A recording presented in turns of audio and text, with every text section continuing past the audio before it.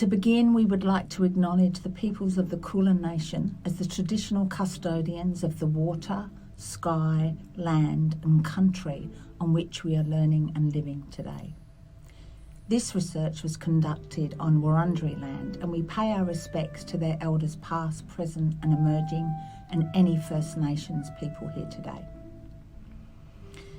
We'd like to talk to you about a project that was a collaboration between the Melbourne Graduate School of Education and Museum of Victoria. Our research was designed to investigate the elements of 2 museum education programs that support young children's engagement and learning. The aim of the project was to document how outreach and museum-based programs for young children support concept development, language and literacy learning, and how this learning can be embedded in subsequent preschool programs. Museums can be wondrous places for young children to visit, providing opportunities to see and interact with artefacts that are not part of their everyday lives. Museums are places where children can encounter novel objects in a space that supports multi-sensory learning, providing encounters with historical, cultural and environmental knowledges. For some children, an excursion with their early learning centre may be the first time they've been able to see and touch museum artefacts in real life. We studied 2 museum early childhood education programs. Program A was on site at the museum that explored concepts of place and environment. And Program B was an outreach program that visited kindergartens with a focus on dinosaurs and fossilisation. Both programs in this study were implemented by museum presenters with 4 to 5-year-old preschool children and their teachers.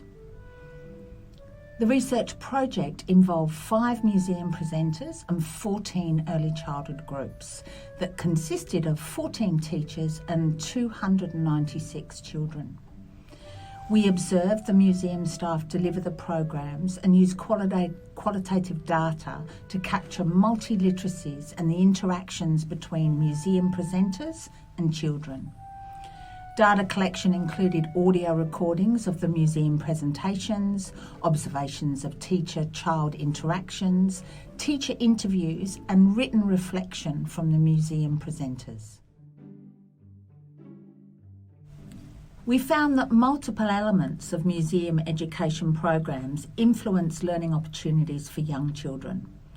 Our findings are best summarised by the acronym LEARN: learning artefacts, embodied learning and teaching, asking questions, repetition and narrative. Learning artefacts. All teachers found artefacts were an important and engaging part of all the learning experience, and one of the reasons they chose to participate in museum programs. They stated that it was an opportunity to explore objects they wouldn't normally get to in preschool. Importantly, museum presenters connected the novel artefacts in the presentation to children's existing knowledge.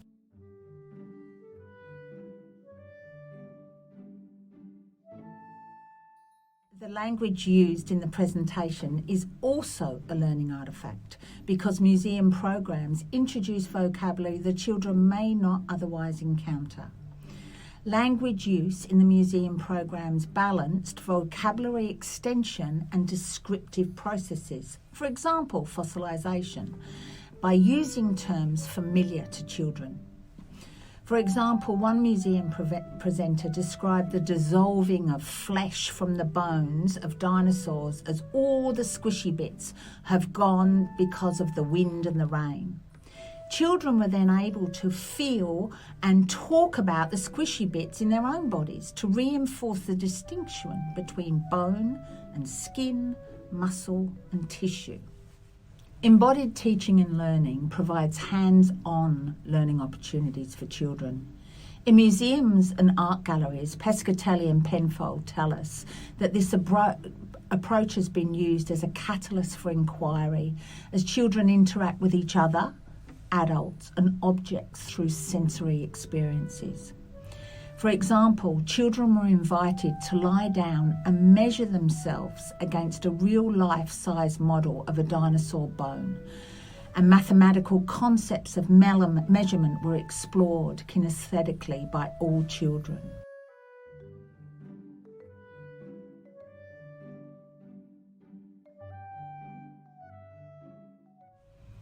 Asking questions.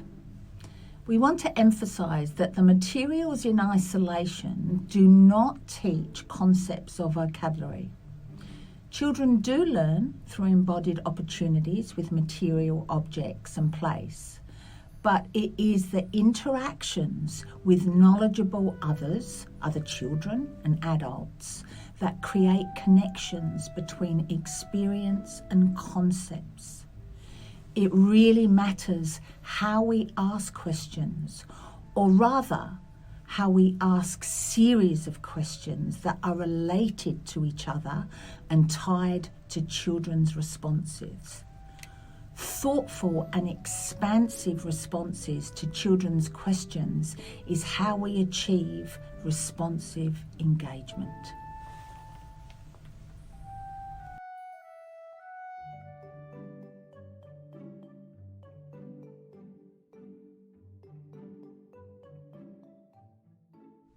Repetition. All 5 museum presenters used repetition in one of 2 ways as a form of feedback for children. Firstly, repetition was used to give responsive contingent feedback.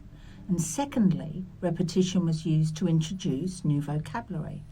A skill of the presenter was to pick up vocabulary used by children and invite other children to repeat the word. For example, a museum presenter asked children, "Has anyone seen a living dinosaur?" A child suggested they are extinct, and the museum presenter asked the children to repeat the words extinct. This idea of repetition is not simply formulaic, but provided opportunities for all children to use the words in context. Narrative. Children's existing sense of narrative enables them to engage with a script, predicting an arc to a story, and use of characters to make the museum program come alive. Narrative, explicit problem solving and problem posing, and children are captivated by the unknown and peculiar parts of a story. This was particularly effective in the REEaCH program, where the narrative was supported by using pictures that describe or animate the process of fossilisation, and asking children questions about the depictions they were seeing in the book illustrations. This structure provided a robust framework for the narrative, which was effective in communicating the past periods of time as the condition for fossilisation. These 5 elements, learning artefacts, embodied learning and teaching, asking questions, repetition and narrative, are pervasive features of programs that engage children's interests, introduce new concepts and encourage scientific thinking. These categories are not exhaustive, but were prominent in our data and are foundational to the effectiveness of museum programs for young children's learning. Jant and colleagues explain that what children gain from museums' experiences is determined by a combination of what they do and what they talk about. We would like to add that it is also how we talk about the artefact that is integral to creating substantive learning experiences with children. If you're planning a visit to the museum or inviting museums into your setting, think about learning experiences for children before and after the visit to make the most of a museum program. Find what the content and concepts of the museum programs are so you can embed some of these into your program, including relevant resources such as books, objects, materials, and explicitly talk about these with the children.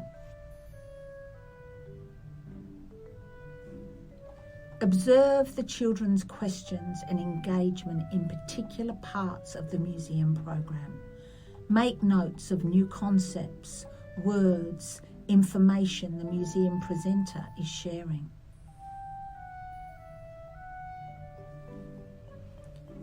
Retell the learning narrative with the children, asking what they remember from the visit. Ask the children to draw what they remembered from the museum experience so they can highlight their interests. Use the information from your discussions with children, your museum observations, and the children's drawings to build on these concepts in your program. The museum presenters, early childhood educators and children who contributed to our study emphasise the value of unique experiences with objects, narratives and embodied learning offered by the museum programs. Visiting a museum or having a museum education program visit and at your early childhood setting creates opportunities for young children to engage with novel artefacts and museum presenters' expertise.